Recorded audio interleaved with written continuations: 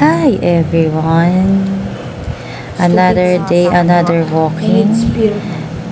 Andito nga pala tayo sa Yokohama, Japan. But this video is taken a long time ago. Pero as we can see, we have a perfect weather. And yeah, napakalinis ng kalsada, maluwag, walang traffic. Because masyado silang disiplinado when it comes to the road or the traffic rules.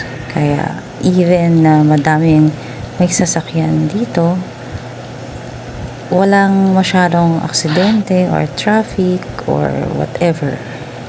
So yeah, isang mga Japanese are very disciplined people sa buong mundo, at yung kalinisan nila sa paligid talagang kahanga-hanga. I hope you enjoy my video. Thank you for watching.